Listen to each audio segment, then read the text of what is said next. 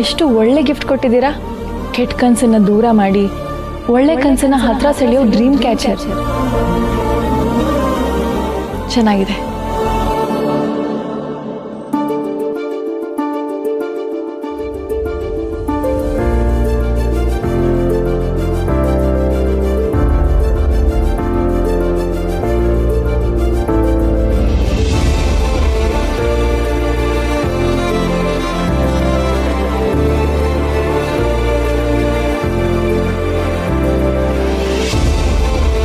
ತಗೊಳ್ಳಿ ಮೇಡಮ್, ನಿಮಗೆ ಪಾರ್ಸಲ್ ಬಂದಿದೆ.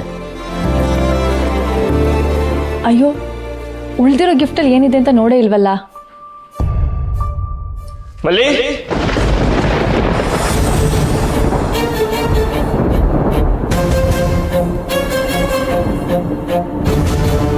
ಅಣ್ಣ, ಏನಾಯ್ತು? ಯಾಕೆ ಈ ಥರ ಬೆಚ್ಚ ಬೀಳ್ತಿದ್ಯಾ? ನಾಚಿಕೆ ಆಗಲ್ವ ನಿನಗೆ? ಹುಡುಗರು ಮನೆವರೆಗೂ ಗಿಫ್ಟ್ ಕಳಿಸ್ತಾ ಇದ್ದಾರೆ ಅಂದ್ರೆ ಇಷ್ಟು ಆರಾಮಾಗಿ ಹೇಳ್ತಿದ್ಯಲ್ಲ? ಏನಾಯ್ತು? ಯಾಕೆ ಈ ಥರ ಗಾಬರಿ ಆಗ್ತಿದ್ಯಾ? ಏನಿಲ್ಲ ಅಣ್ಣ, ಹೇಳು, ಏನು ಬಂದಿದ್ದ ವಿಷಯ?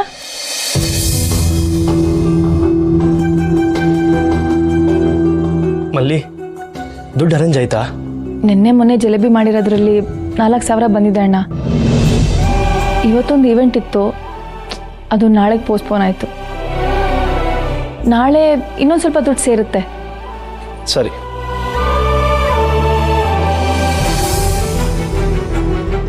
ಈ ದುಡ್ಡನ್ನ ಇಟ್ಕೊಂಡಿರು.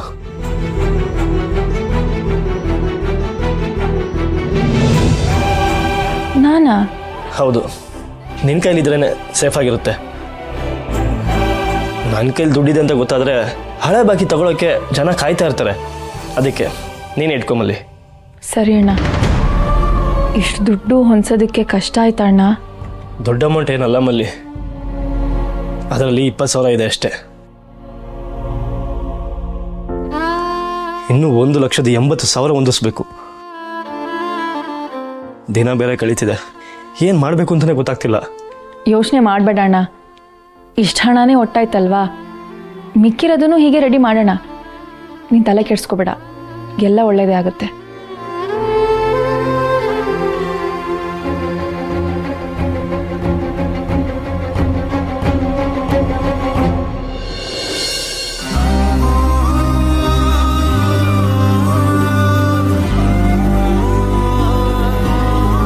ವಿರಾಜ್, ಏನೋ ಯೋಚನೆ ಮಾಡ್ತಿದ್ಯಾ?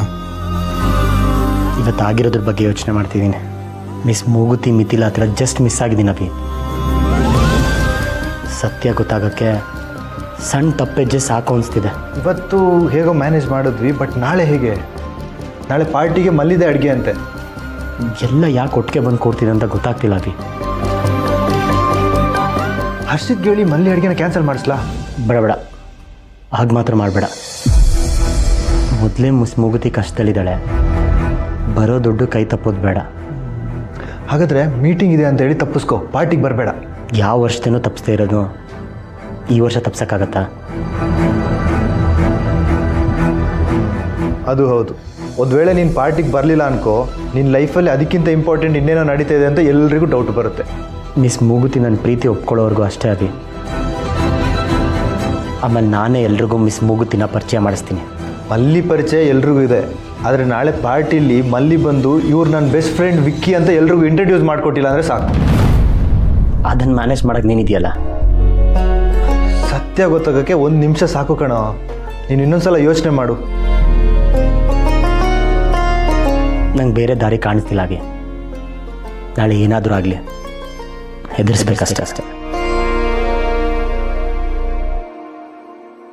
ಈಗ ನಾನು ಏನು ಗಳಿಸಿದ್ದೀನೋ ಅದನ್ನು ನಾನು ಕಾಪಾಡ್ಕೋಬೇಕು.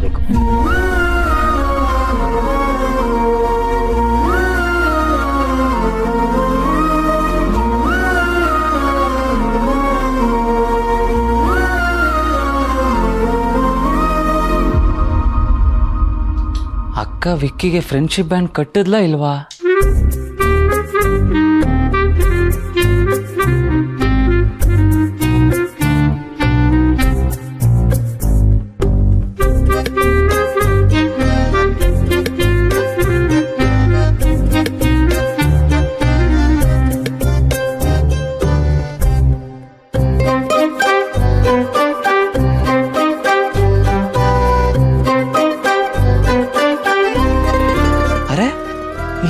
ಸೀರಿಯಸ್ಸೇ ಕಾಣ್ತಿಲ್ವಲ್ಲ.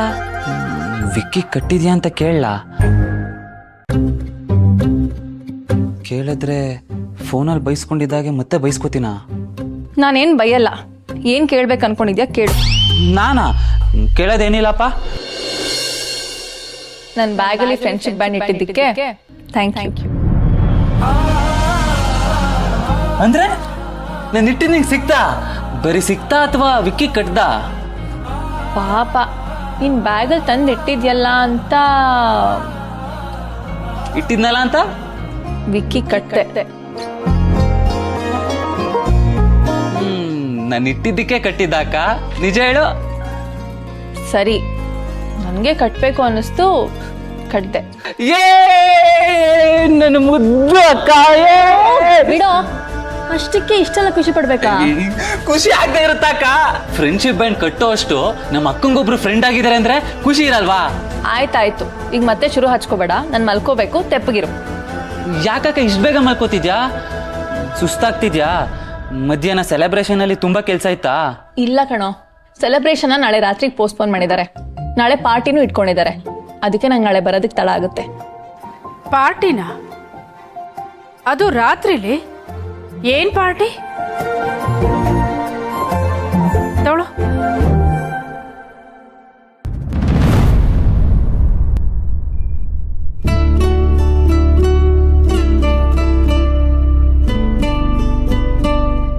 ಹರ್ಷಿತ್, ಪಾರ್ಟಿ ಏನೇನೆಲ್ಲ ಅರೇಂಜ್ ಮಾಡ್ತಿದ್ಯಾ?